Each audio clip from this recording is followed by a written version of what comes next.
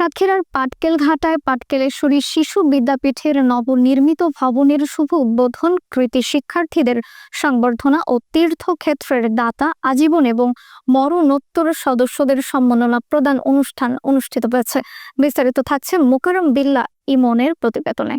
বুধবার দুপুর 12টায় বিদ্যালয় চত্বরে এই আয়োজন করা হয়। অনুষ্ঠানে সভাপতিত্ব করেন ডাক্তার বাবু প্রতাপ কুমার কাশ্যপী। প্রধান অতিথি হিসেবে উপস্থিত ছিলেন বিশিষ্ট শিল্পপতি, সমাজসেবক ও পাটকেলেশ্বরী কালী মন্দিরের সভাপতি বাবু চিত্তরঞ্জন মজুমদার। তিনি বলেন, আমি দেশে 8 থেকে 10টি শিক্ষা প্রতিষ্ঠান গড়েছি, তবে নিজের এলাকায় পাটকেলেশ্বরী শিশু বিদ্যাপীঠের ভবনের উদ্বোধন করতে পেরে সত্যিই আনন্দিত।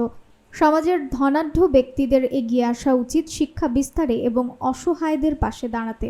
অনুষ্ঠানে বিশেষ অতিথি হিসেবে উপস্থিত ছিলেন তালা উপজেলার শিক্ষা কর্মকর্তা গাজী সাইফুল ইসলাম, বাংলাদেশ পরমাণু কমিশনের সাবেক চেয়ারম্যান ডাক্তার অশোক কুমার পাল, অধ্যাপক ডাক্তার সুতাপ ঘোষ, সহযোগী অধ্যাপক ডাক্তার প্রবীর কুমার দাস, তালা উপজেলা পূজা উদযাপন পরিষদের সাধারণ সম্পাদক নারায়ণ চন্দ্র মজুমদার, তালা সার্কেলের সহকারী পুলিশ সুপার মোহাম্মদ শাহিনুর রহমান প্রমুখ।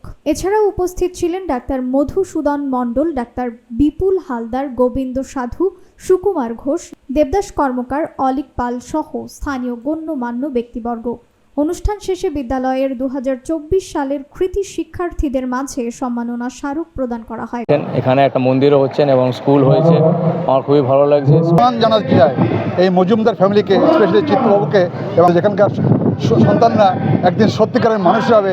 ভবন তৈরি করে সরকার, সেই আদলে নির্মিত ভবনটি এই বৃত্তি পেয়েছি, এটা ভেবে আমার খুব আনন্দ লাগে। জন্য গর্বের, এবং এটা জাতির জন্য একটি গর্বের বিষয়।